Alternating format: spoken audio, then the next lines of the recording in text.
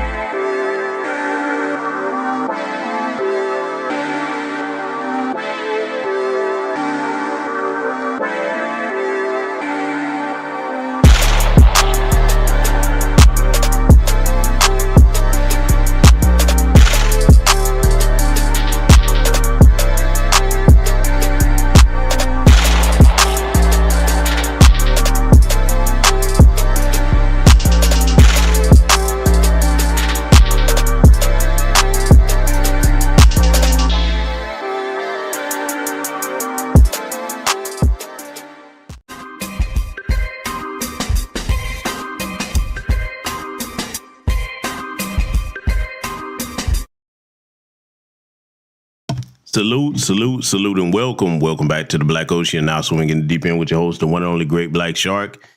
And yes, family, I know you're probably wondering what exactly is going to be the subject matter of this evening's broadcast. Well, it's something very important, particularly to black men, that everybody's going to be able to get something from this.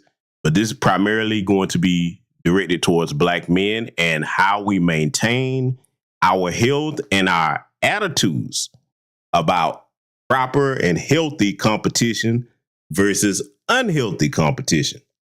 Oh yes, this right here is going to surprise you once we get into the meat of tonight's subject matter, because when we think of our health, we tend to think of somebody that's slovenly or out of shape, or somebody that's an excessive smoker and excessive drinker. But what I'm about to show you here tonight is going to take that in a completely different direction, and it's going to give a lot of black men something to think about. And I'm telling you, this is something I should have done a long time ago. And as you see on the screen here, balance is wisdom. That is what the overall lesson is going to be from this broadcast here tonight. Okay, so we're going to go ahead and get ready to get right into it. But before I do that, and I hope everyone is having a great and fantastic weekend. I know I am. Let me greet my esteemed guests in the building. Let me make sure I can see the chat. I see Stun Zed in the building. The good brother Project Leroy, welcome. I see Patricia Slade. I see Sandra Evans.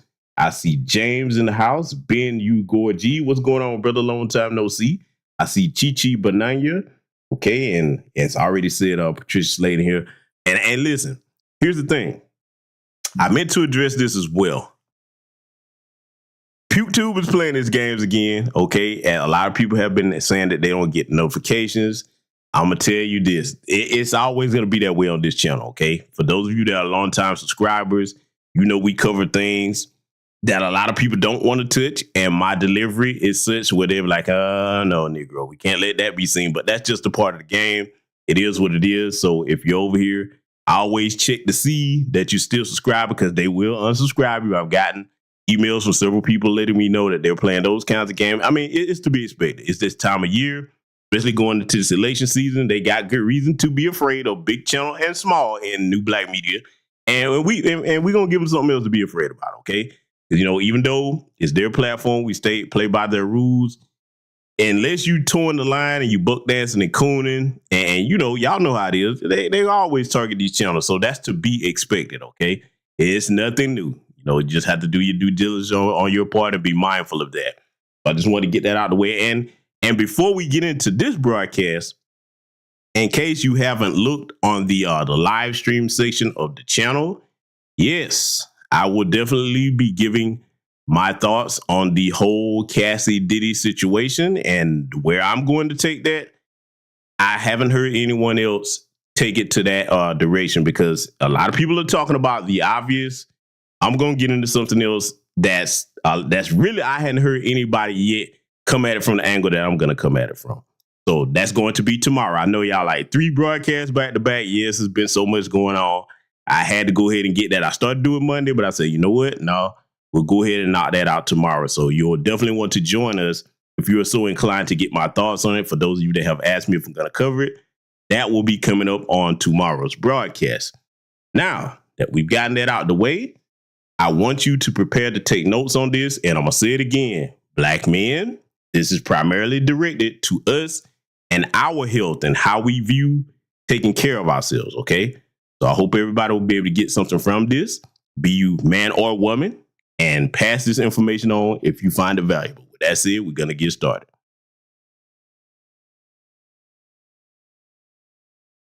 "13 spine surgeries. That's how many surgeries that Ronnie Coleman, Mr. 8-time Olympia, has underwent. In this video, we're going to talk about that. What's up, guys? Dr. Antonio Webb here. I'm a board-certified orthopedic spine surgeon here in San Antonio, Texas. And in this video, we're going to be reacting to Ronnie Coleman's documentary. He talks about his back injuries that he sustained over the years. And despite undergoing multiple surgeries and having all of these back degenerative and traumatic conditions, he still lifts weights and goes to the gym. And I'm going to get my reaction. Let's jump right into it. This guy, Ronnie Coleman, looked like an alien. There was nobody that you could compare that to.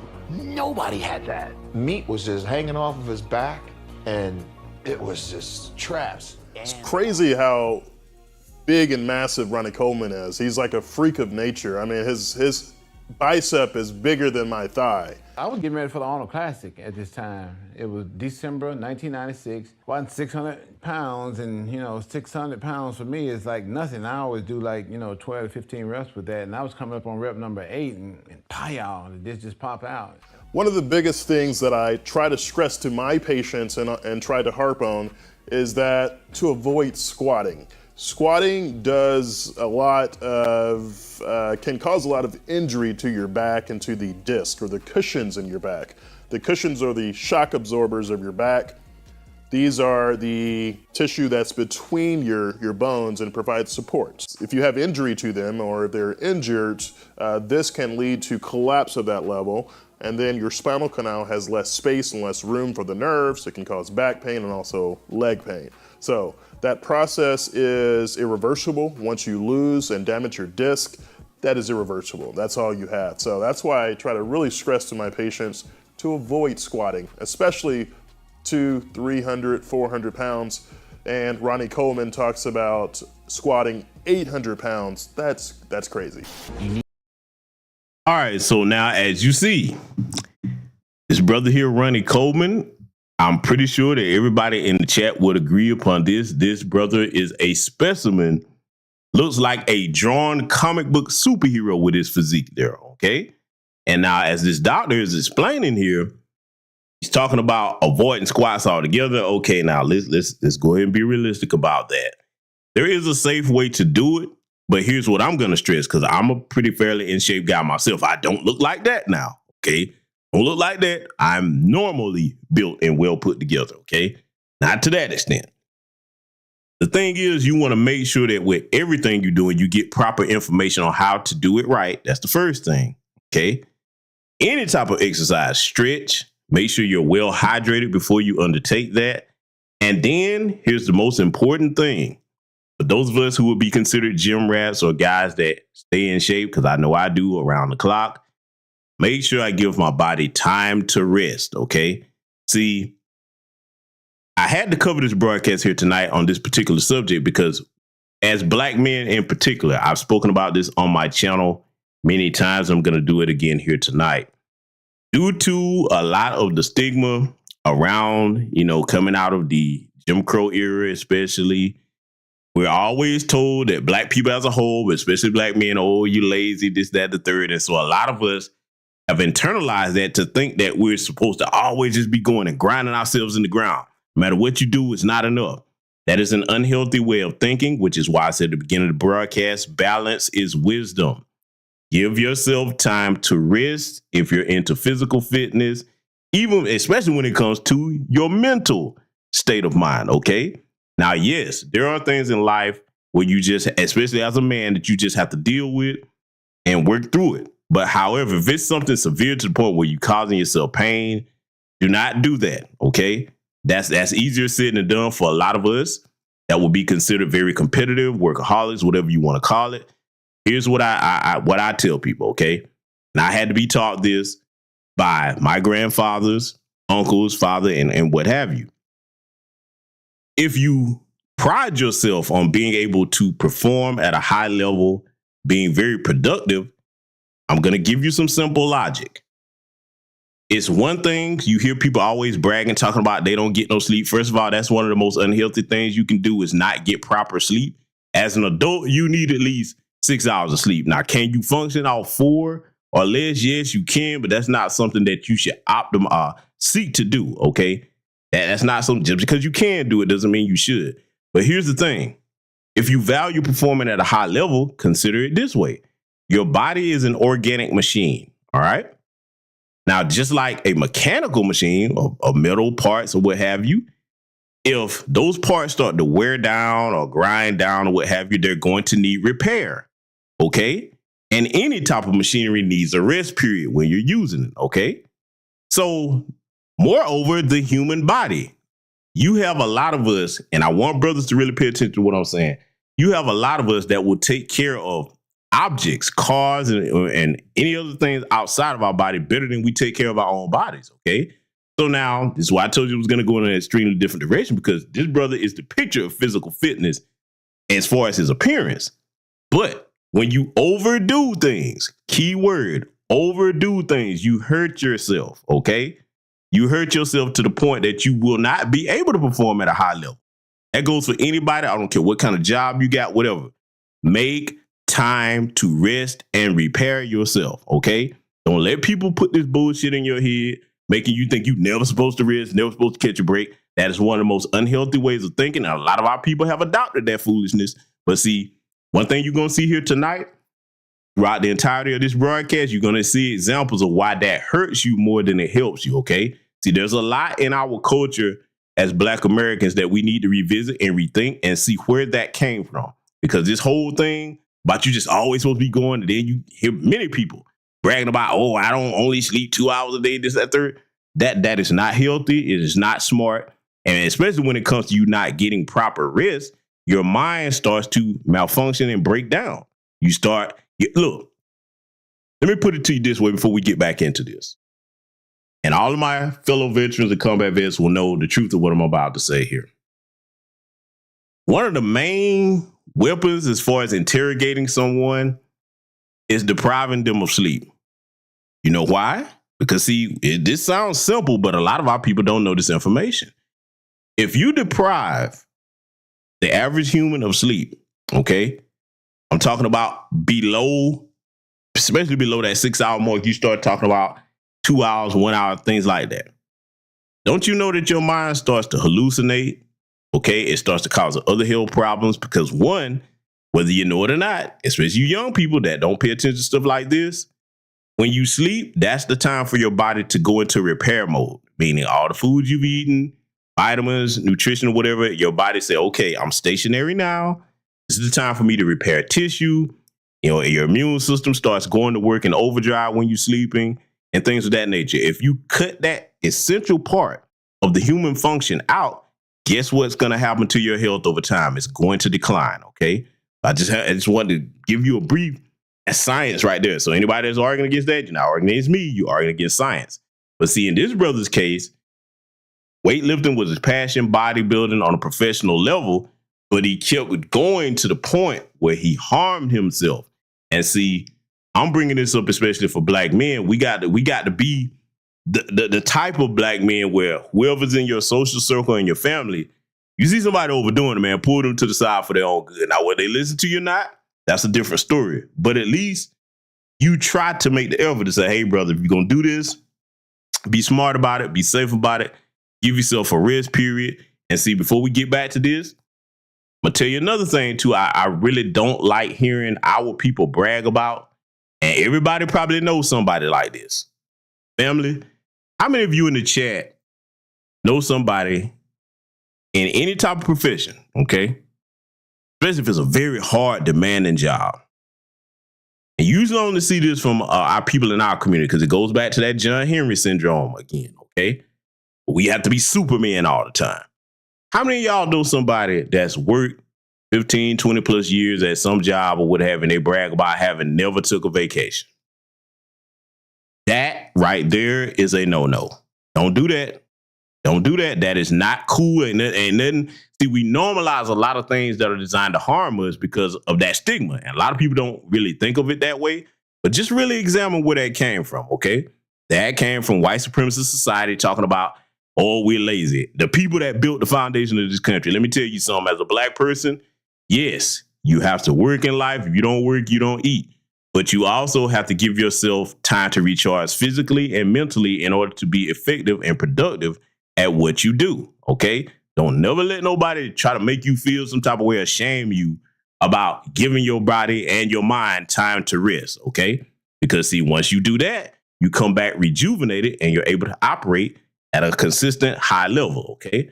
So balance is key, but we're going to get back to this, and it's going to be a lot more to learn here. Let's let it continue. Need to be able to see those things in order to be able to appreciate what the hell happened when Ronnie Coleman pulled out of the backdrop and Just wasn't human to just naturally to even perceive what he looked like at his peak and at his best. this guy, Ronnie Coleman, looked like an alien. There was nobody that you could compare that to. Nobody had that. Yeah, I mean, he definitely looks like an alien. I mean, that's massive. Takes a lot of dedication and persistence to build muscle, and your body undergoes what's called hypertrophy. But during this building process, to build muscle and also to just grow, your body needs to recover. The problem with a lot of weightlifters and people that go to the gym to lift, they don't give their body time to recover.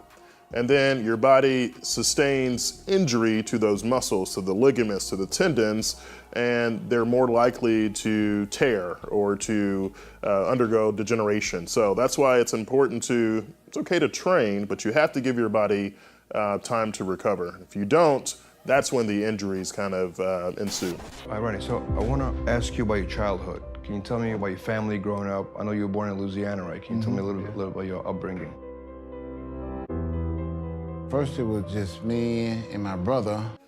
Actually didn't know that. I didn't know he was from Monroe. I'm from Shreveport, Louisiana, which is actually not too far from Monroe, Louisiana. I started powerlifting when I was in high school. You know, we traveled all over the state, did meets and stuff. And I wasn't that good either. Wasn't that good? No. Back then, I could only do like 400, you know, 400, 350, 400.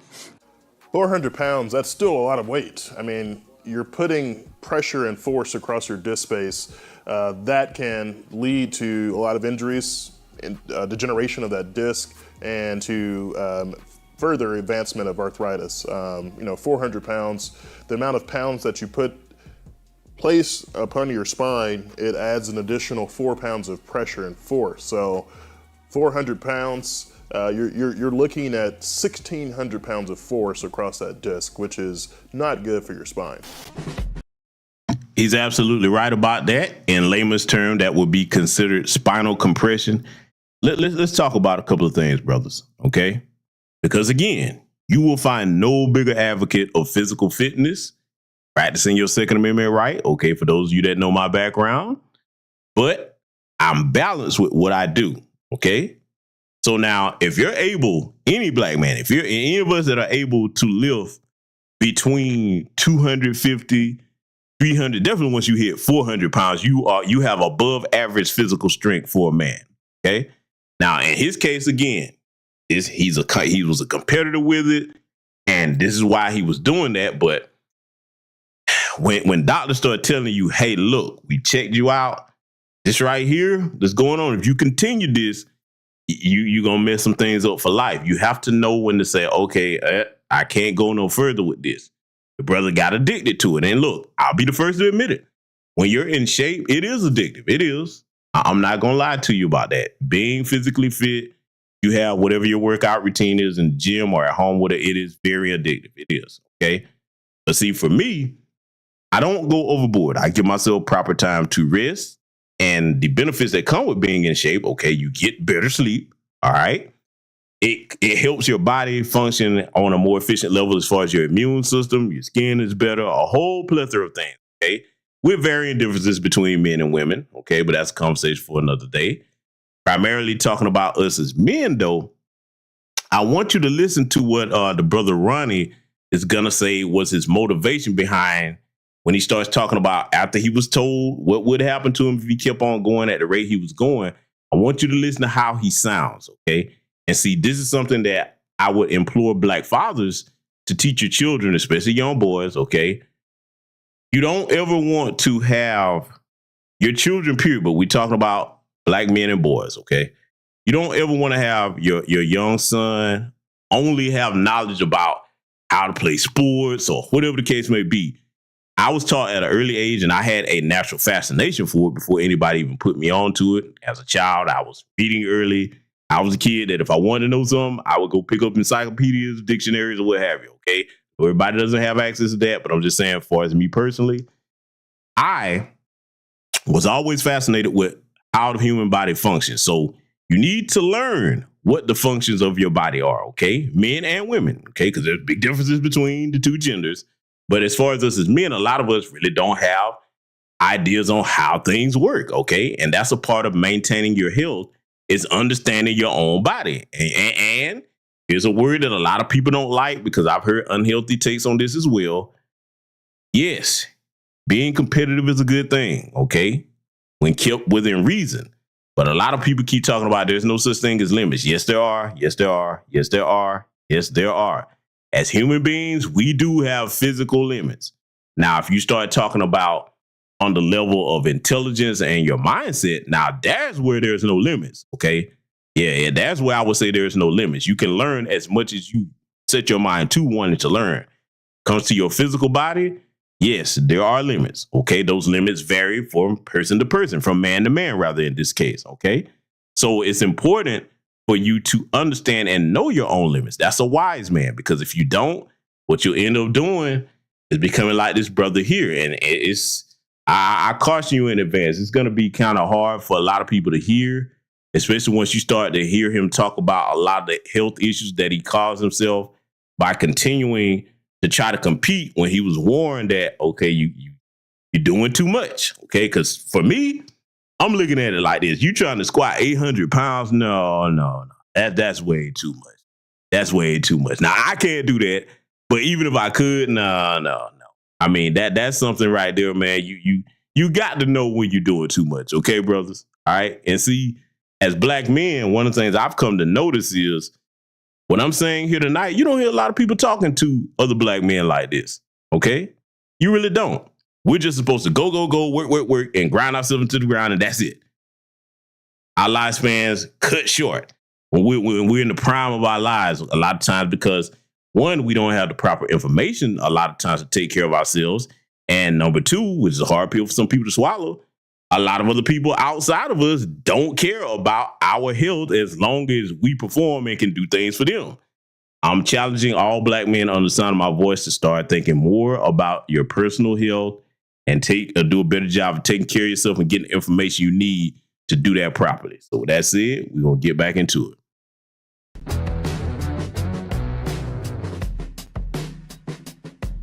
When I went to the gym, I lift hard, I lift heavy. Like I said, I train for 6 days a week. I only took one day off. I train Monday through Saturday. Overtraining. Working out 6 days a week, that's a lot. Your body needs to recover. If you don't allow for that time to recover, then that's when a lot of injuries can happen.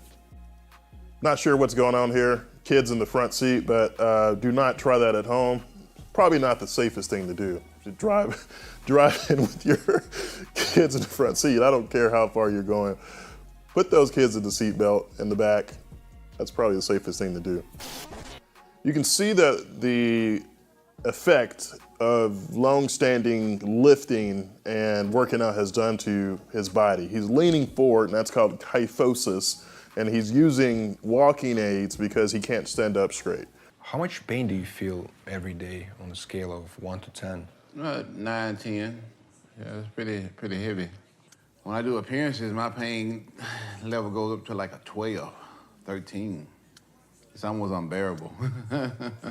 Wow, that's Wow, man, that's very sad. I hate to see another black person like that, especially a man, okay, because he's not an old man or what have you, okay? He's basically in his prime.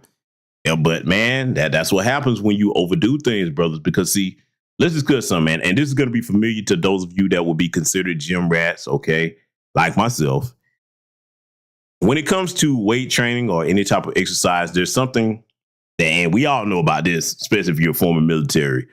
It's called train to failure. Okay. Basically, you train and go as hard as you're physically able to until you can't do any more. Okay. Train to failure. Basically, you find out what your physical limits are. Here's the thing about that. You don't do that back to back to back. 6 days a week? No. I'm gonna tell you how I do things, okay? I rotate between upper body and lower body, okay? And I space that out between days. And then in between that time, here's something that a lot of people make the mistake of not doing. It sounds simple, but you'd be surprised how many people never do this. If you know you're going to engage in any type of serious or strenuous physical activity, you hydrate the day before. For example, if you enter the type of person that you know that let's just say you want to participate in something like running a marathon, all right? You hydrate the day before that, okay? A day or two in advance, you start getting your body hydrated before that. That's very important. Similar to any type of regular workout routine that you have. And then, hey, listen, always listen to your body. See, as men, a lot of times we're taught to just ignore pain, grind through it, push through it. Yes, that does come in handy. There's times where we just gonna have to do that in life. But when you have a choice, key word, when you have a choice, pay attention to your bodies, fellas, okay? It's okay to take a couple of days off and get yourself right if you feel like, you're not up to par. And then if you're in the middle of doing something and you feel like, okay, this is my limit, there's no shame and just bowing out and waiting till you are recovered and are able to do what you're trying to do. Because if you don't do what I just said, you'll end up hurting yourself, okay? Now, I get it. This is a doctor. He would be more considered, definitely on the bookworm end of things. And here's my philosophy on that. You need a balance between book knowledge and you need a balance between being physically masculine as a man. You can't neglect either of the two, okay? So I know a lot of y'all probably going to clown him with a lot of stuff he's saying, but fact of business is he is a doctor and he does know exactly what he's talking about when it comes to the human anatomy in regards to what we're reviewing here tonight, okay?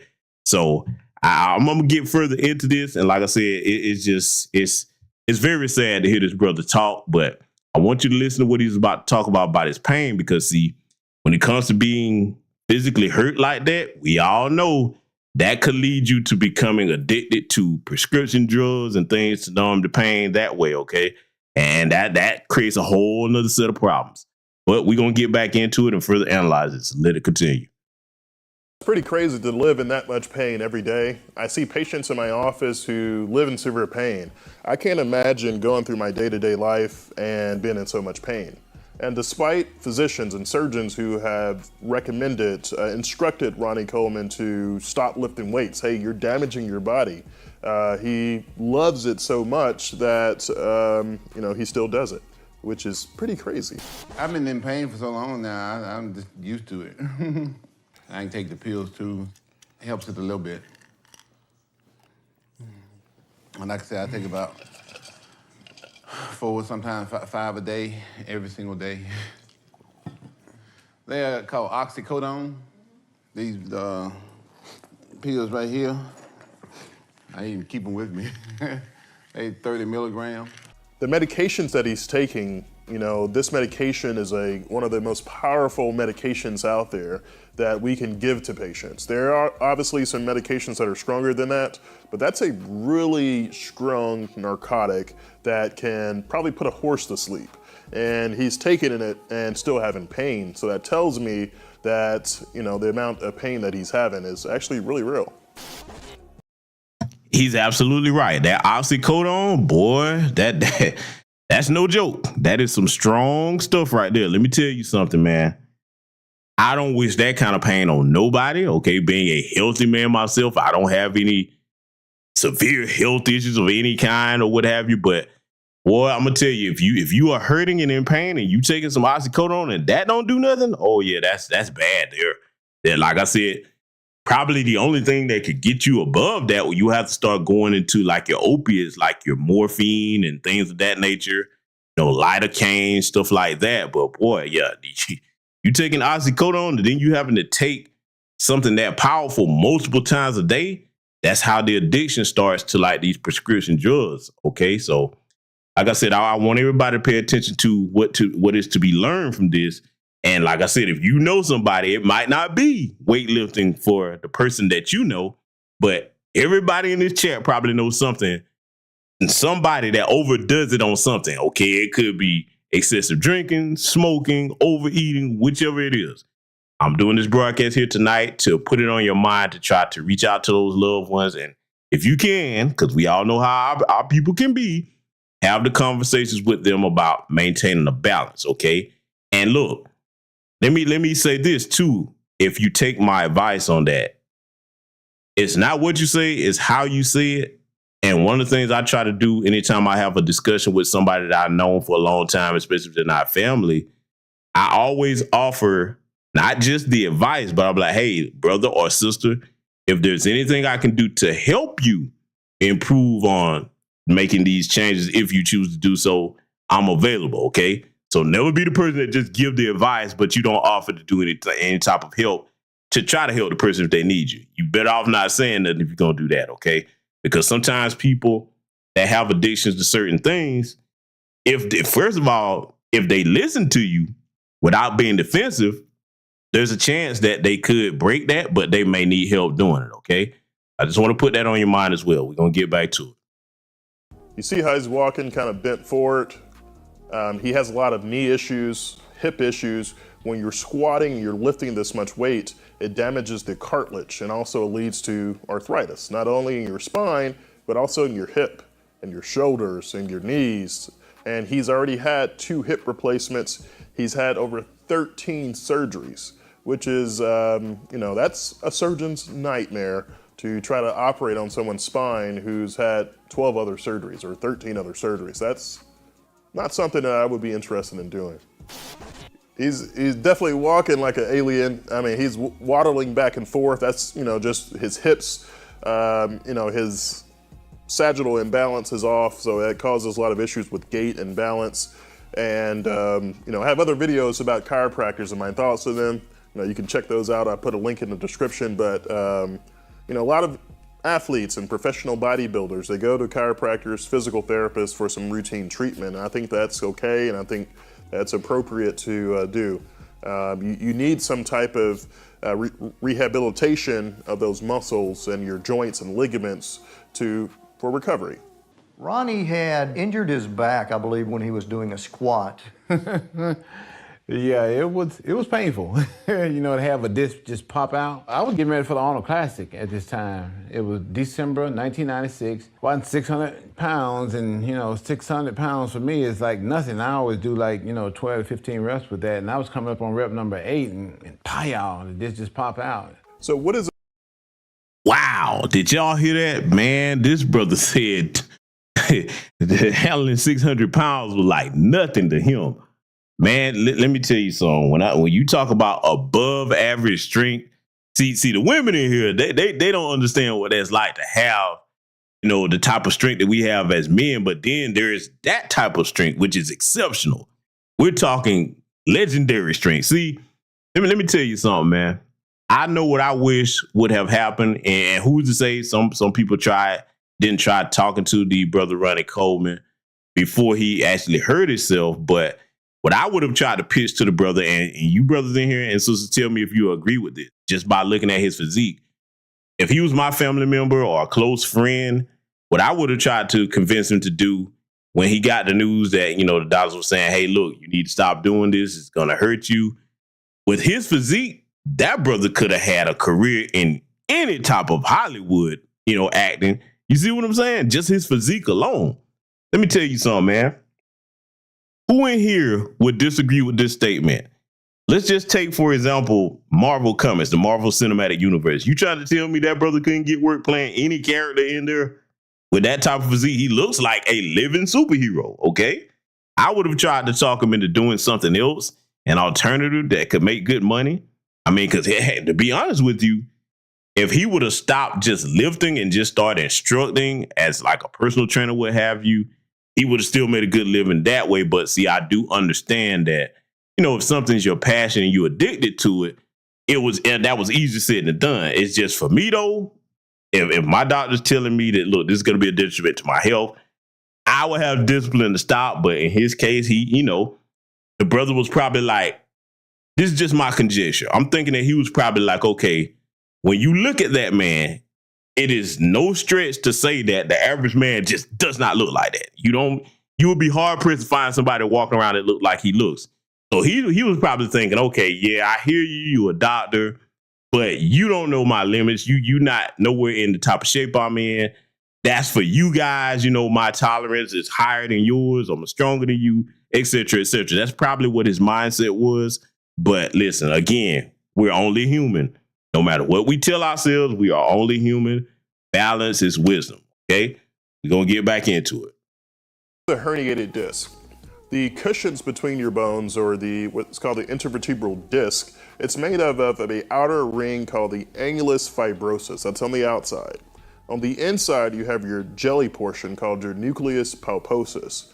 When people have herniations, it's the jelly portion that spits out. If you imagine a donut and it has the jelly on the inside, that jelly.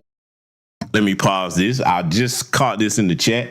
Yes, good sister Goddess. And every year that the workout, that ab workout from here, yeah, the women can do that because I can't remember if I sent that to you all or not. In fact, depends. I'll tell you what. If anybody's interested in that, because that's a workout that I do, to keep everything straight with my core. If anybody's interested in that, I will put a link to it in the either in the comment section of the live or on the community tab. Great workout, and that's something that you can control. Because trust me, most of y'all, if y'all never done that workout that she's asking me about, yeah, you'll get into it. It'll make you take breaks. Okay, I say I'm used to it by now, but yeah, I don't tend to overdo anything. I try to stay balanced with what I do in my physical fitness. But yes, good sister, to answer your question, that is definitely something women can use. Okay. And like I said, look, in fact, the business why we're talking about that before we get back to our brother Ronnie Coleman here, because I agree with the the brother Black Vulture in here. Salute to that brother. Like you said, it's painful for me to see that brother in this condition now, and he's probably even worse. And like the brother saying in the chat, 600 pounds for 12 to 15 repetitions, man, that dude could probably literally flip a car over by itself. But here's some encouragement I want to give people too that are not, accustomed to doing any type of regular workouts, or if you're trying to get yourself in shape. Let me give you this encouragement, because see, a lot of people will like be discouraged if they start trying to do something that they're not normally accustomed to doing, and then they'll quit. Don't do that. If you're just now starting out and you're trying to work out in any capacity, the first couple of weeks should be you trying to figure out, okay, what's your endurance level? You know what I'm saying? How much can you do? And once you find that mark, you stick to that pace, and then you build that up gradually. Don't overdo it. You don't think that you're going to jump into a gym and turn into an Olympic athlete in like a week or two, especially if it's not something you're accustomed to doing. Those like myself, I've been used to staying physically fit from the time I was a child, okay? And, during other things I've done in my life as a career. So, it's no big deal to me, but I just like to give that encouragement to people that are starting out, okay? So, yes, I will definitely post that ab workout, and I'm going to go ahead and warn you now. If you get through round one of it, it's going to set them abs on fire now. Oh, yeah. That's why I call the ab workout from here. Oh, they will be burning. And see, that's another thing. A lot of us who are, gym rats, so to speak, for lack of a better term, we tend to kind of laugh about feeling the burn, so to speak. It's kind of funny. Some of y'all probably look at us as sadomasochists because, like, listen, those of us that'll knock out 200-300 crunches, what have you, and then kind of be laughing at that burn. Some of y'all probably know what I'm talking about in here. But if not, y'all probably like, okay, brother, that's just. But look, I'm just being honest, man. Like I said, staying in shape is addictive, but everything must have balance, okay? So we're going to get back to reviewing this here tonight. And like I said, I will definitely post that workout for those who are interested in it. I think it's a great one. You don't really need any gym equipment to do it. And yeah. Like I said, for those that are interested, I will put that on the community tab or in the comments after the live. So let it continue. The belly portion spits out and then it pushes on the nerve or the spinal canal. This can cause pain that's either down the leg and the back. If it's very severe, it can cause a condition called cauda equina syndrome, which is compression of those nerve roots at the end of your spinal cord. So most disc herniations can be treated conservatively. But if you don't give it time to heal and let it rest, and most of those disc herniation will resolve with time, then some more of that disc can push out. And that's the serious, consequence of not letting it heal. If you have a herniation, you're constantly lifting, applying pressure, applying force to that disc, some more of that herniation can push back out.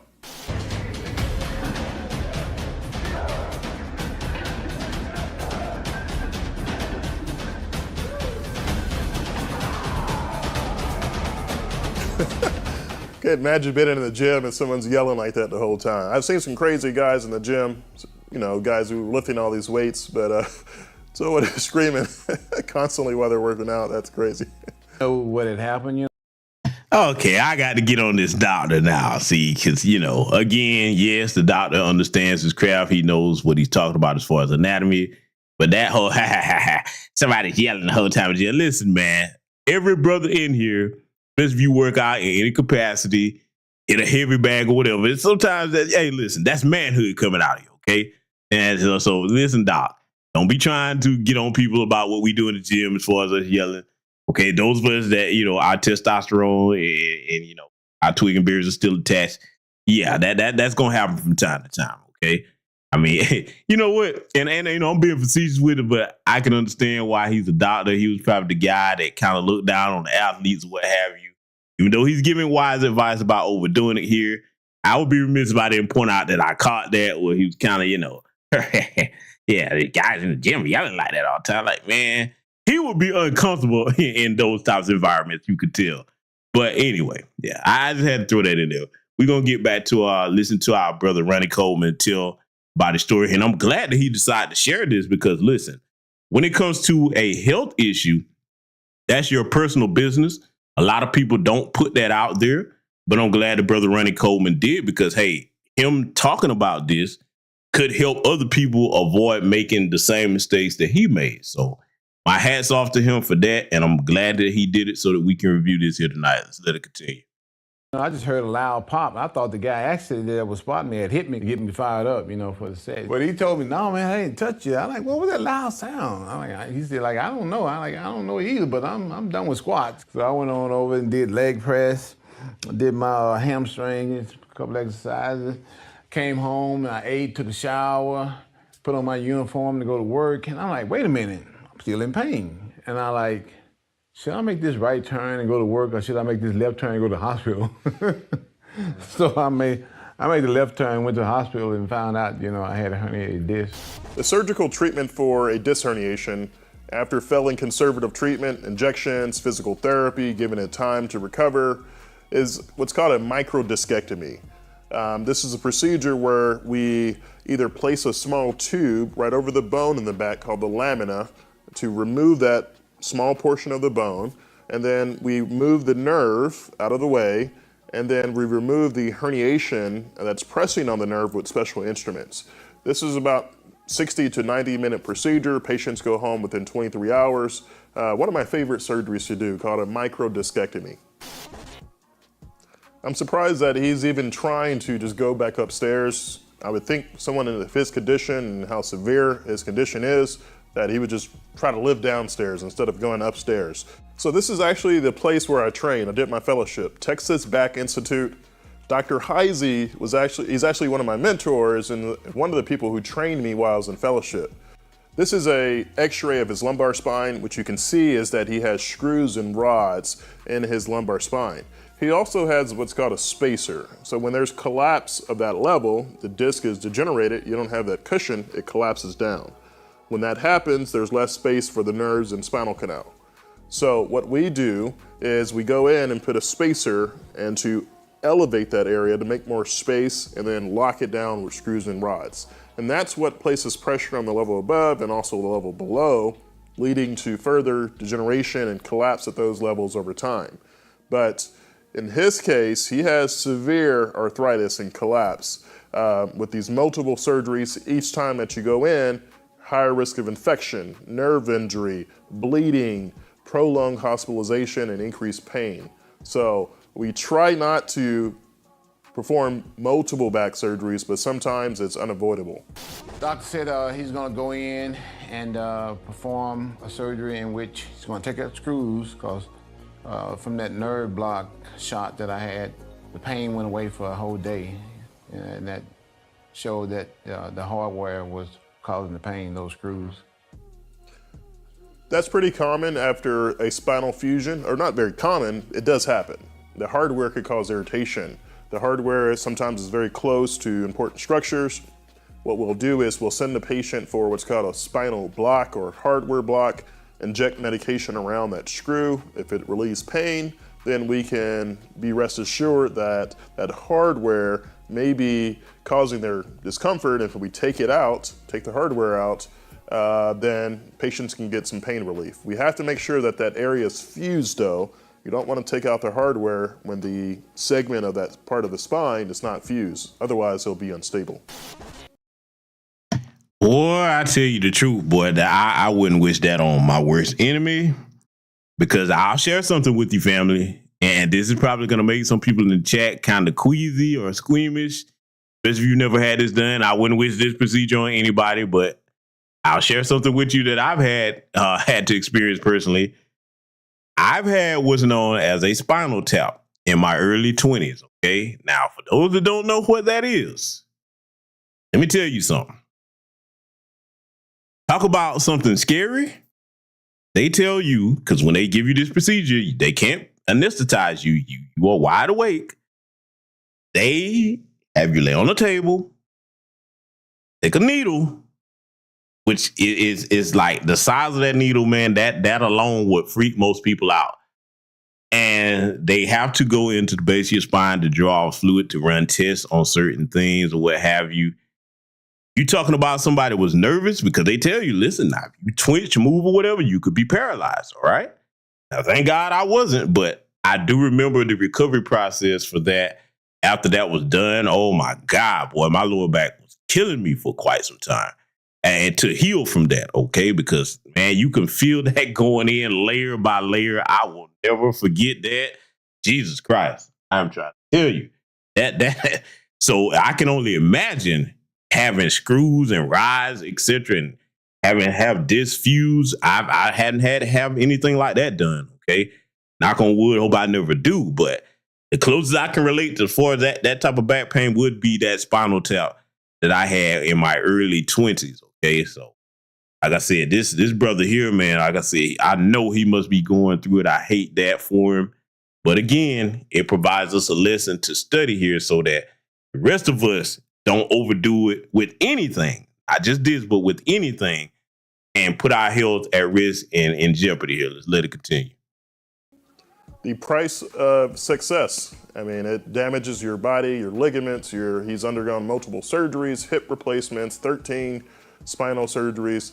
Man, it really takes a toll on your body. You got to take care of your back.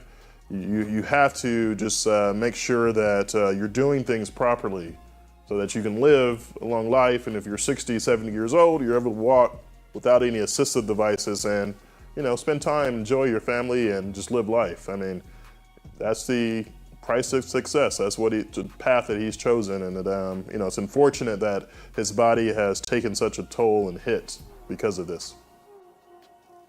Another surgery. I mean, he's going to continue needing additional surgeries the more surgeries that he has. It's like a cascade of events, domino effect of your spine. One of the downsides of spine surgery. Please don't tell me he's about to go to the gym one day before his surgery. I just hope he's not about to walk in the gym and start lifting weights. It just shows you that someone who has the willpower and the ambition to just get something done, they're gonna get it done no matter what. Despite injuries and multiple surgeries and complications, somebody wants something really bad, they're gonna go for it, and he's a perfect example of that. About 5 minutes away. Okay, all right. I just 5 minutes away. making sure you made it okay. Oh yeah, be there in just a minute. You okay? You feeling good? Yeah, I'm all good. All right, we'll see you in a minute. All right, big bro. All right, bye. So this surgery is gonna last only like 3 hours, but the only thing about it is, instead of going through my back, because I've had so many back surgeries and I have so much scar tissue there, you're gonna have to go through the front now. In order to go through the front, there's all this stuff in the front, to get to the back. So you gotta take out my intestines, you gotta take those out to get to the back. Oh my God. Woo. Wow. Good grief, man. One thing they were dealing with the brother's back, but what he just described, oh man, I couldn't even imagine that. I couldn't imagine it. And to the sister that asked, yeah, it took me, when I had that spinal tap done in my early 20s, it took me a couple of weeks, everything to get back where that pain wasn't just like, and for a little while, I had a little knot at the base of, down there where they did it, but that went away over the years, what have you. But this right here, man, I just couldn't imagine this. I just couldn't imagine it. But again, my hat is off to the brother Ronnie Coleman for sharing this because, like I said, this is a personal health situation. A lot of people don't tend to talk about these types of things. So I'm glad that he did. But it's just a reminder because, like, one thing I will agree with that the doctor said, if you have willpower and determination, this is a testament to it. But when it gets you to a point where it debilitates you physically, it can work against you. Okay, so man, like I said, I agree with the brother Black Vulture. I think if he had went into Hollywood and quit before it got that bad, he would have definitely made a career just on the level of Arnold Schwarzenegger, if not more. Well, I ain't gonna say more because we know that's Hollywood. Yeah, like, oh no, we can't let no Negro get ahead of white or white adjacent people. But we both know that he would be just as good as an Arnold Schwarzenegger or anybody. Fact of business, I would put him, I think he would have been, think about it. You know what? Let me ask this question. The chat, y'all can tell me this. I think just looking at him, he would probably make the late, great Tiny Lister look small, and that was not a small man. Brother Tiny Lister, rest in peace to him. That brother was huge. I don't know what y'all think, man, because I'm not sure exactly what Ronnie Coleman's exact height is or what have you, but I'm gonna go on record. I'm thinking that if you would compare two of them side by side, yeah, he would probably make him a little smaller, and that's saying something. But anyways, though, we're gonna get back to it, and hopefully, like I said, this will be a learning lesson for everybody listening. We don't take out the intestines, we move the intestines out of the way. What the procedure that he's referring to is called an ALIF, anterior lumbar interbody fusion. We usually make an incision on the belly. We move the rectus abdominis muscles out of the way. We move your intestines out of the way. We don't take them out. We don't want to do that. And there's vessels right in front of your spine. Those vessels need to be moved with the assistance of a vascular surgeon. The vascular surgeon is there to move those vessels, and then we can get down to the spine. He's bending forward. That's called kyphosis. We're trying to restore his curvature or his sagittal malalignment in his back and place a really large cage in there to correct what's called lordosis, a hyperlordotic cage, which means a lot of curve in it so that he can stand up more upright. So that's called an ALIF surgery. It's one of my favorite surgeries to do. The greatest bodybuilder of all time, the price to pay, the price for success. This is one of the things conversations that we have with patients all the time. about their injuries, the degenerative nature of their spine.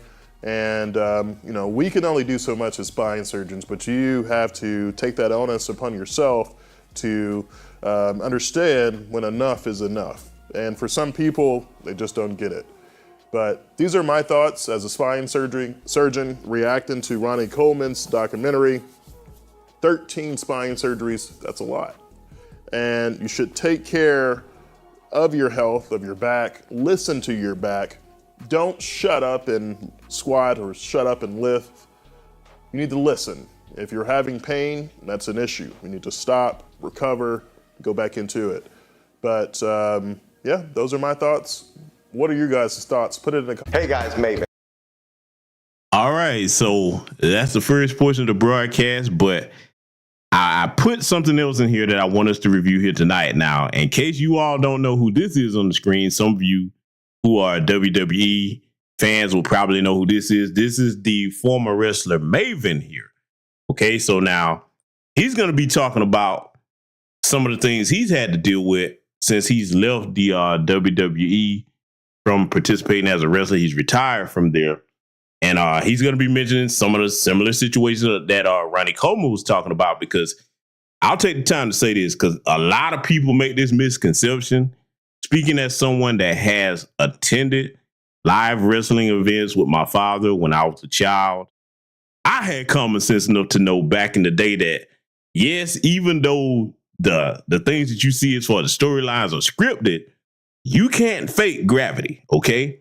I count them as athletes, okay? Even though it would be considered like a modern day soap opera as far as like the scripting, but those bumps that they take, that's what they call it in the industry. Yeah, that's going to take a toll on your body, just like being in the NFL. Or if you're in the NBA, one of the main things you're going to have problems with after you retire would be your legs, running up and down the court like that.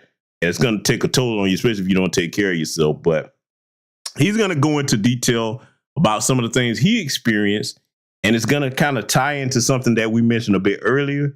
So I want everybody to kind of take a listen to this. And look, I'll be honest with you, I didn't know he had a channel on here, but he does a great job of breaking down a lot of things and answering a lot of questions about the wrestling industry that a lot of people ask or what have you. And from what I can tell, he has pretty good content over there. So we're going to dive into listening to him talk about this, and we're going to stop it and analyze a couple of things because, like I said, he's going to mention something very important here. I want all of our people to listen and take a listen from. Get into it.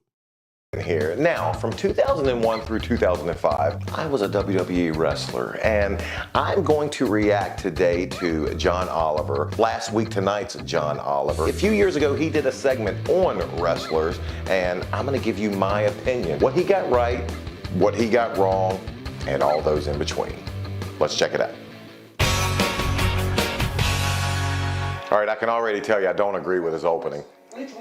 Total disclaimer here. I love John Oliver. I think he's hilarious. I love his takes on almost everything, whether it be something political, whether it be something cultural. I think he's hilarious. I love the fact that he's not afraid to go into uncharted territory. That's why I was happy when he decided to take on wrestling. Pro wrestling legend King Kong Bundy has died at the age of 61. He came here, we were in Studio A, and he lifted me almost up to the ceiling. But he'll be missed, just 61 years old. These wrestlers dying early. That is true. And it's one of the things that, unfortunately, is just part of the territory. It could be many reasons why wrestlers, pass early. Obviously, lifestyle. It takes a lot to perform at a high level, and then to look a certain way, to be able to entertain a crowd, and then just a few hours later rehash the entire day, almost living in a Groundhog Day scenario. It takes a lot. For the time I was there, I did a lot of things that were unhealthy and will probably shorten the span of my life. But there's been a lot of guys that have passed on away from us earlier. One of the most notable is good friend of mine, Andrew Martin Test. I was with him a few days before he passed. It's a tough one. Here is the expected death rate by age group among the population as a whole. Here is the rate among former NFL players, and here is the rate among wrestlers. That is shockingly high. That's actually, shocking. At the same time, it's not. And that's what's scary. The wellness policy, I can hope has changed things. This new batch of superstars, I think they make sure they take care of themselves a little bit different than we did. I hope this group now is the ones that buck that trend, you know, get that closer to normal, a normal range. Now, and yes, for those that probably are just coming in, yes, this is the Wrestler Maven. He's going to be talking about a lot of questions that a lot of people have, but I put this particular part in here because, as you see, we're doing a comparison on the numbers between the lifespan of NFL players and those who are wrestlers, which is the WWE now, so that's the only big game in town. But I'm going to tell you a suggestion that I would have for things like this that require us to be, you know, active, strenuous physical activity like that. What I would suggest, particularly in wrestling, what they should do, this is just suggesting, you all tell me what you think about this, that would be easier on the wear and tear on those guys. I think what they should do is like divide their roster and rotate it in between like 6 months. Okay, you got this set of guys, you got your storylines worked out, this, that, the third. This is what you're going to be working with for 6 months. And then when you finish that up, rotate that crew out so they can rest. Get the guys that were resting, put them on, let them pick up, and just kind of alternate between that. I think there should be some type of format like that. That would give them time to rest doing that because, like I said, man, if you ever watch a wrestling match live and in person, not just on TV, you'll be like, oh, yeah, I've had the opportunity to go up and touch that ring. It is not a big trampoline like some people think. No, it is not. No, it is not. I've seen them put it together. It's like plywood and then that hard canvas on there, and you think about being thrown off the top rope, hitting that mat and all that. I mean, anybody seen a wrestling match, you see the things they put themselves through. Not to mention anything that would be considered along the lines of like a TLC match or things like that, Hell in a Cell matches, if you're familiar with WWE. And like, okay, I think all of us will probably remember, those of you who are wrestling fans, and if you're not, you can look this up. But I think all of us will probably remember one of the most brutal matches I've ever seen in my life. The Undertaker and Mankind, when he threw him off the top of that damn Hell in a Cell. I think multiple times during that match, if I remember correctly. Oh, my God. I was like, man, boy, you talking about earning your money, man. You know, and that's another wrestler, too, that, you know, I think he already has kind of talked about that. But Mick Foley, boy, he was pretty much like a stunt man. All the stuff he was doing. I'm like, man, so it's a wonder he's still alive, man. But, you know, that would just be my suggestion. You know, rotate the guys in and out to try to, you know, make that easier and then so that they wouldn't just be sitting around not getting paid. There's ways to incorporate them in to things. I mean, you could have them do run-ins or, you know, like be in some type of manager role. I mean, there's ways to put them into doing things so that they wouldn't just be sitting home without a paycheck. I know it's probably easier said than done, but that's what I would try to do. But then again, you would have to care about your employees, and that's something Vince McMahon doesn't really care a whole lot about, which you'll probably see here a little bit in this what we're going to continue to review here. But anyways, we're going to get back to it. That line to be labelled test pilots who lied on their resume or zookeepers who aren't just going to let some f***ing baboon scream. Enough sass mouth there, buddy. Put some respect on my name. I do appreciate the way John can take a touchy subject, you know, about passing early and add humor. Some people might not. I do. My mother passed away in 2004. I did her eulogy. I told about 4 jokes in it. Not everybody's way, and it's not everybody's cup of tea. I'm sure there's people that don't like that. Well, too bad. And it's impossible to overstate just how involved Vince is. He's not just CEO. He oversees storylines, scripts, everything, even playing a fictionalized version of himself as the show's... That is 100% true. Vince oversees everything. Every aspect of it. I don't know how it is today. I'm talking about how it was when I was there. Nothing, and I mean nothing, got done in that business without going through Vince. Overarching villain, although his choices of how to dramatize that have been pretty questionable, whether it's him forcing female wrestlers to strip, or beating up his supposed illegitimate son Hornswoggle, or... Swoggle, I love Swoggle. Listen, Vince gets a lot of heat, and the business gets a lot of heat for doing stuff. And I'm not going to sit here and say that objectifying women's a good thing, or beating Hornswoggle. Objectifying anybody's not good. But again, entertainment. If you watch a Tarantino movie and you watch Inglourious Bastards, are you going to seriously think that Tarantino's saying that the Nazis were good? Of course not. Wrestling's entertainment. Take it as such. Or turn the channel. What's up, boss? How you doing? Yeah. What's good in the hood? Just holding it down, trying to take care of business. Keep it up. I'm a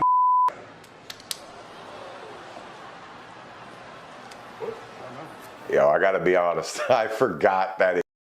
Now, I gotta pause it on this one. I remember when that happened, and y'all know the word he used when he bleeped that out.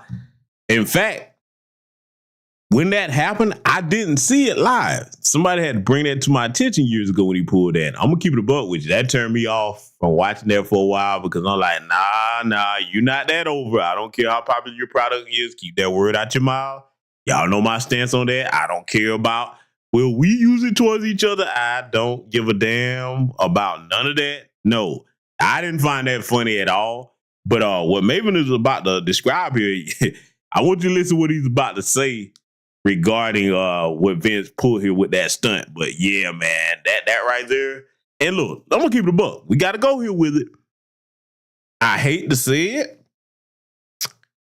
I don't really watch it today like that. You know, my time when I probably watch like wrestling most in between attending some live events would be back during the Attitude Era or whatever. It's like today, I would have to like go look up stuff to try to catch up with what's going on if I was interested. But yeah, it's very different from what it was back then.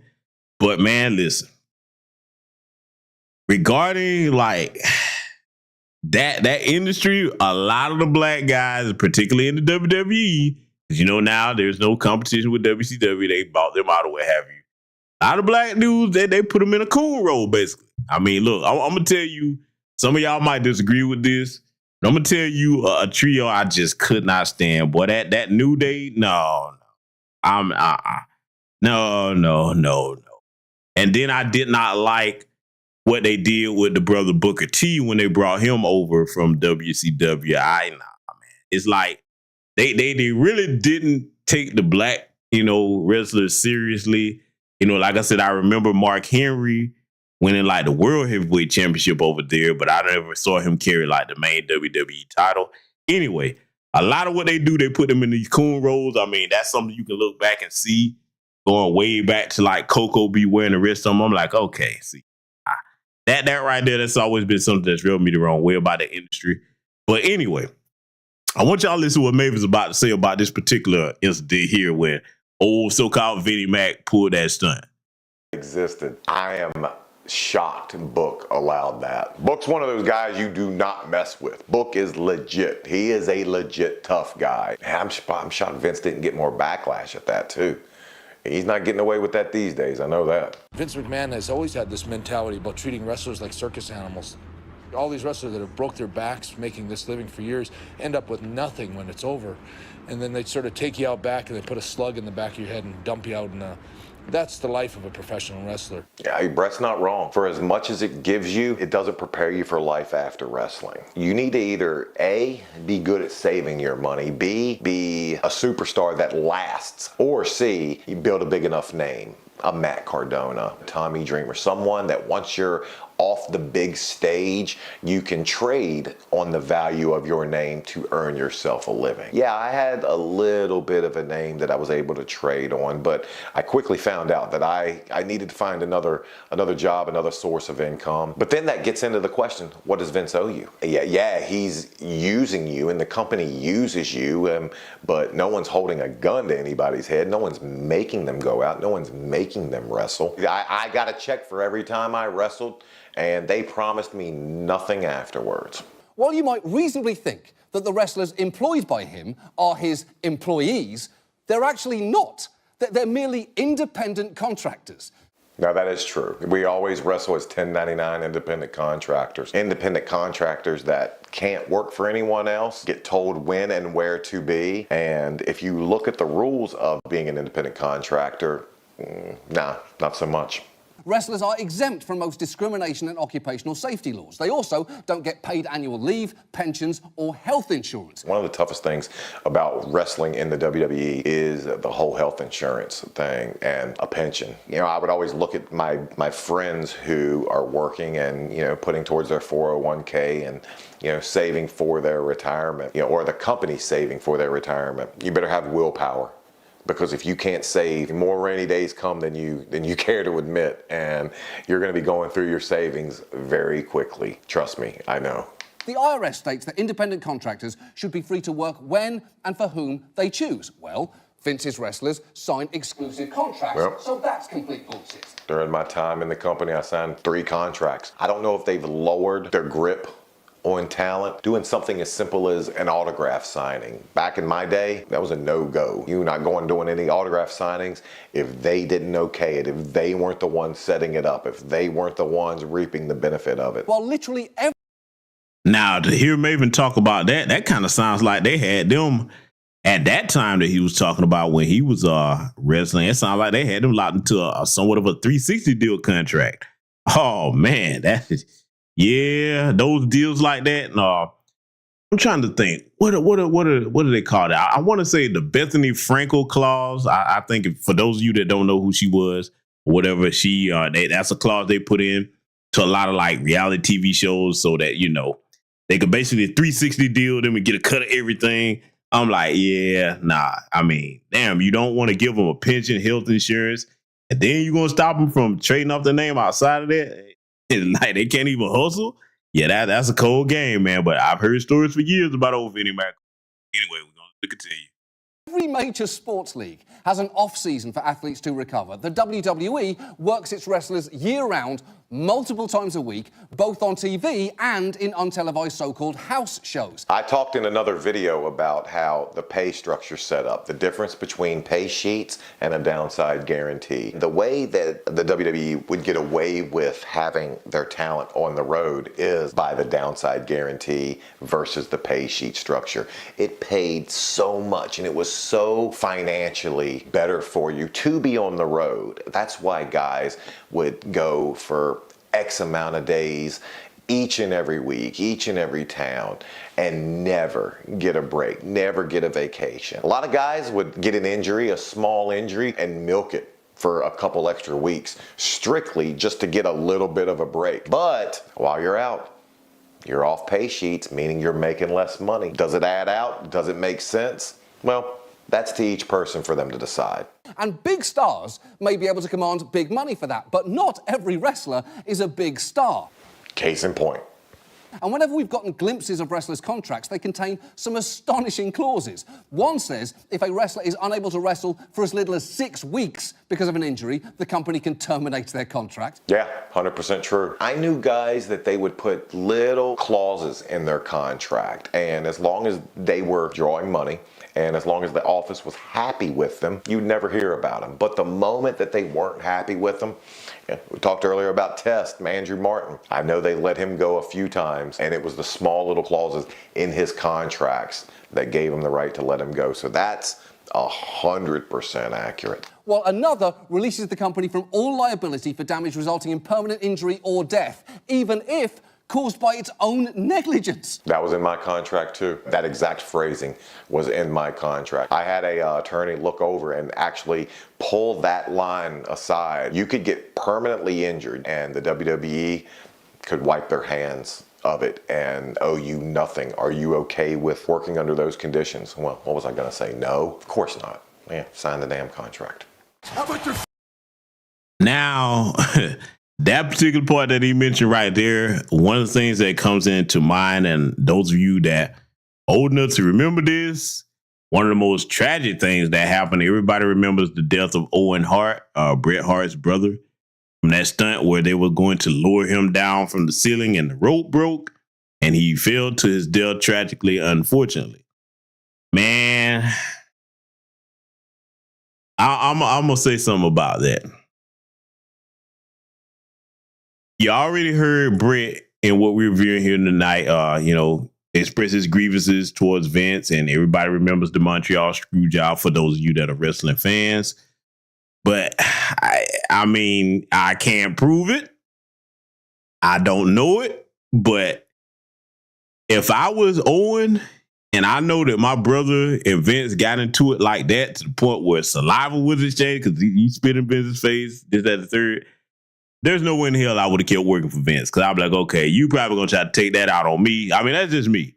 I mean, you can make of that what you will, but yeah, I always thought that was very, very suspicious, you know, that Owen ended up dying like that because that's a stunt that they've done hundreds of times, and that never happened. I mean, look at all the times where Shawn Michaels in his prime would use that exact same entrance or similar, and he didn't fall from nothing, okay? So, yeah, that's my little 2 cents on that, but anyway, we're going to let it continue. I love this. Hit him with the bedpan, Steve. Hit him with the bedpan.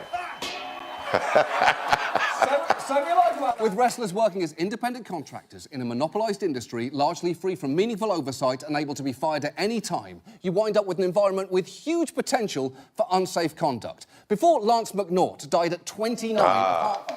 Lance Cade, man, he was in HWA with me. Lance Cade was just the nicest guy.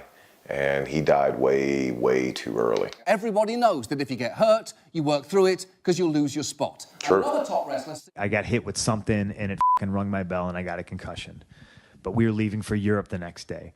So Doc was leaning on me going, do you have a concussion or can you go to Europe kind of thing? And I was just like, you pigs, I'll go to Europe, whatever. Now, Punk was in a different stratosphere than I was. Punk was a main eventer. I was not. I gotta admit, I was never encouraged to wrestle if I wasn't up to it. Was I encouraged to be on the shows? Absolutely. Was I encouraged to work through nagging pains and injuries? Absolutely. But that's just the business. You're not gonna get to a spot like Punk's. If every nagging injury keeps you sidelined, they're gonna find someone else. And why wouldn't they? I never felt like anyone saw me as just an indispensable tool. I know I was, but I never felt used, to that level. That's probably because he was drawing a lot more than I was and making them a lot more money than I was. Maybe if I was in the main event status like him, I would have felt like that. Because wrestlers' bodies regularly get smashed up and undergo general wear and tear, damage that's cumulative and can last a lifetime. Every morning when I wake up, and I mean every morning, there's not one morning that I roll over and get out of bed and it takes 15 to 20 minutes to get to where I'm not walking with a limp. I walk in pain every day. My back hurts every single day. It hurts right now. As I sit here speaking into this camera, I have 3 herniated bulging discs. That said, knowing what I know now, would I have not gotten into it? Of course not. I still would have did it. If I had a chance, I'd do it all over again. But McMahon... Now, remember what we reviewed there about our brother Ronnie Coleman? You hear Maven is talking about he's got 3 herniated discs. Oh, man, just imagine the pain that he's dealing with. I've heard him talk about that, too, over there on his channel. But again, this just goes to show you, how we always hear people say what they would do for money, this, that, the third. I'm going to tell you right now, man, there's nothing in this world worth your good health. I mean, it's one thing to deal with something minor, but everybody has to make that their own decision if you come into a situation where you got something, you're earning good money.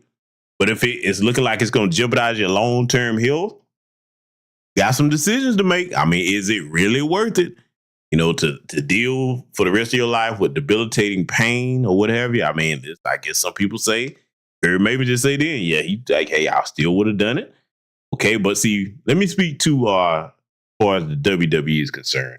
Because you heard what CM Punk was saying about when he had that concussion. Now, anybody that's ever had one or know somebody that had one, a concussion is nothing to play with. Okay, that can actually kill you if that's not taken care of right. All right. So now, for me, I'm a different type of person, but if I was running that company, I would take, the health of my independent contractors, because you heard they're not actually employees, but I would take their health very seriously, and I wouldn't be trying to, have anybody that's hurt, try to encourage them to just work through that, not with that type of severe injury. It's one thing if it's something minor, and then they agreed to do it, even though he was a top draw at the time. I'm like, come on, man, don't do that. Don't do that. You could come up with better ways to circumvent that or whatever, or have the show go on and give him time to recover and have him still worked into the storyline. I mean, that's if you're somebody that care about people. But see, in today's world, when it comes to corporate America, competition, greed, or what have you, people are just not, the lives of the people that make these companies and corporations successful, and to the point they can make billions upon billions of dollars every year, they really don't value people's lives that much. You could say that about America in general, I suppose. But yeah, that's just my thoughts on it, though. We're going to get back to it. Doesn't provide health insurance for his wrestlers for anything other than injuries that occur inside the ring. That is true. I know one superstar who hurt themselves skiing and had to act like it happened in the ring. So had to walk around with an injury, wait till that person got to a house show, and then act like the injury happened in the ring because the health insurance we had wouldn't have taken care of them then. Now, while I was there, I had several surgeries, and every surgery, they always found me the best doctor. They took care of it. I never got a bill, never paid for anything. But I always knew if I was going to get injured, it had to be in the ring. Just something you have to accept. Do you have a reason why these people would be dying under the age of 45? Why don't you ask yourself that question? I mean, why are you indicating that's my responsibility? These people are dead because... I'm asking you if it's in any way, shape, or form falls on your shoulder. I want you to listen to Vince's tone while he's being asked about this particular question right here. See, boy, everybody knows all the stuff that people have said about him over the years, but it's another thing when you see it for yourself. I want you to listen to how Vince answered this question and how upset he gets when asked this basic question, okay? Because see, like, look, if you care about the people that's under your employ, whether they're independent contractors or whatever, they make your business what it is, you wouldn't talk like this. But, like I said, he's just indicative of America's corporate structure in general. He's not the only person that thinks like that. You know, a lot of you, whatever profession you're in, you got a boss that thinks just like Vince.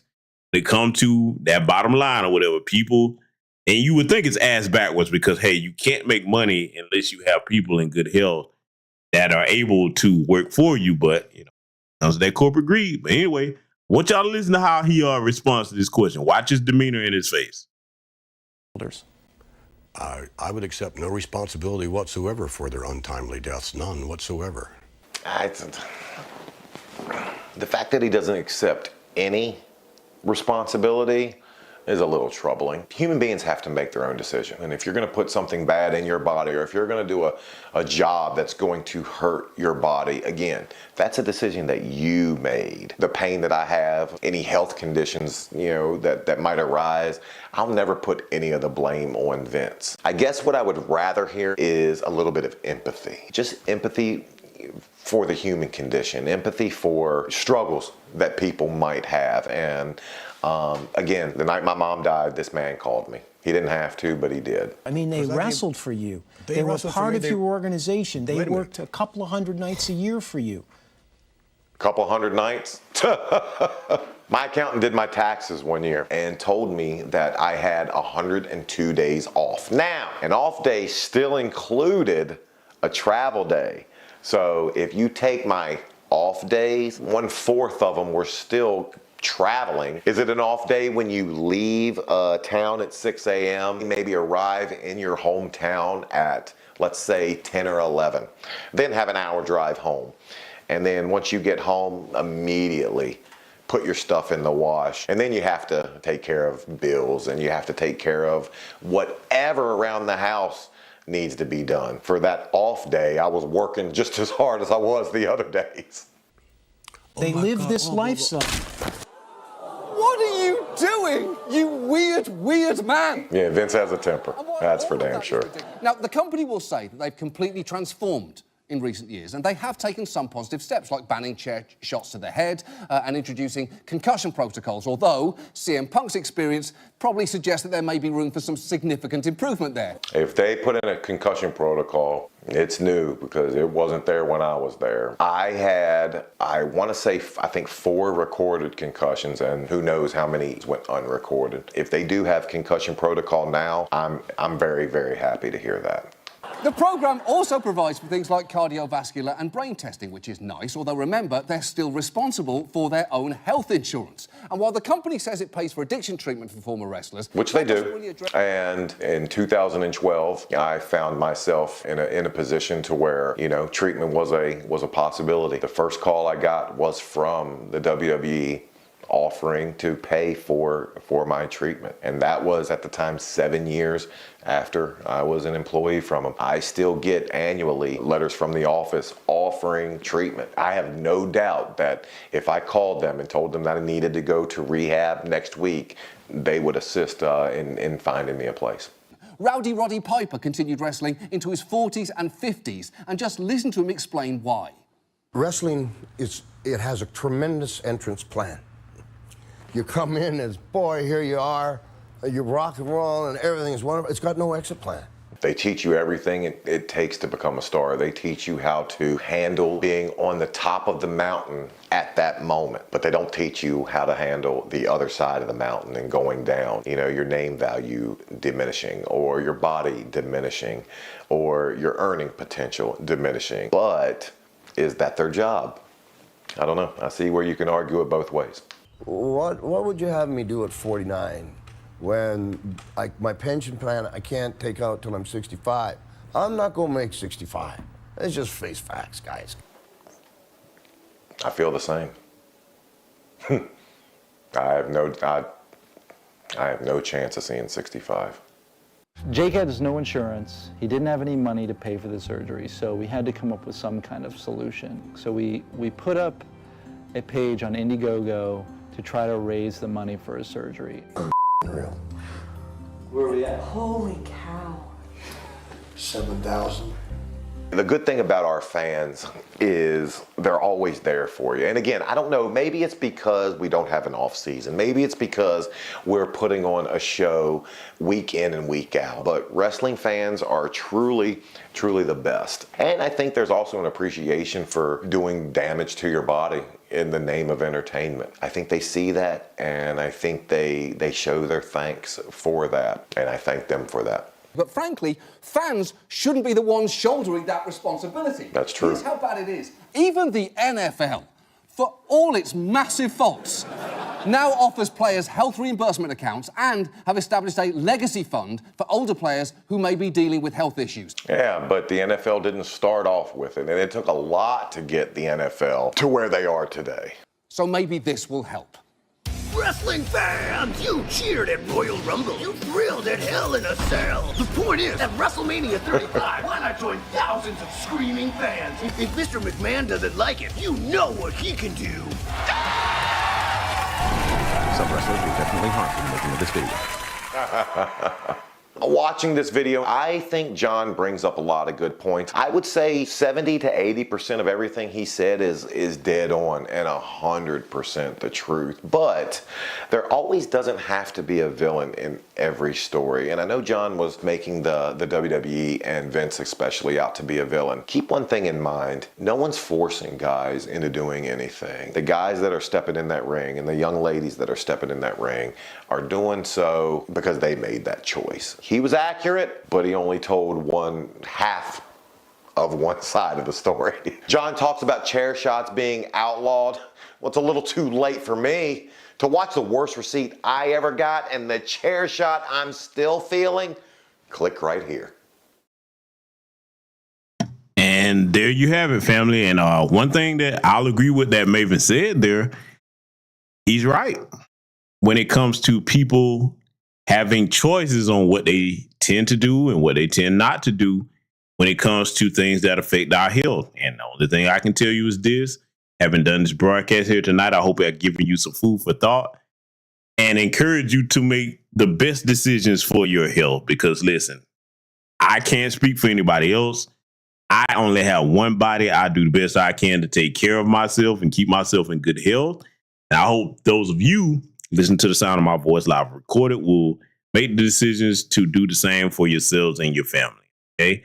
And speaking of choices, we're going to discuss a lot of choices on tomorrow's broadcast regarding that Cassie Diddy situation. I guarantee you, well, if you tune in for that, you're not going to hear that take nowhere else because I'm gonna break a couple things down that a lot of people are overlooking. Okay, yeah, we're gonna be thorough with that one. So I hope everybody learned something from tonight's broadcast. I want you to enjoy your weekend. Take care of yourselves. And for those that were asking about the ad workout, I will post it either in the comments of this live or I'll post it on the community tab. Salute to everybody that contributed to the broadcast, whether it was anonymously or after the playback. Either one is appreciated, and I will definitely put your names on the community tab as I always do. With that said, salute to you all, Black first. Take care of yourselves, and I will see you all in future content.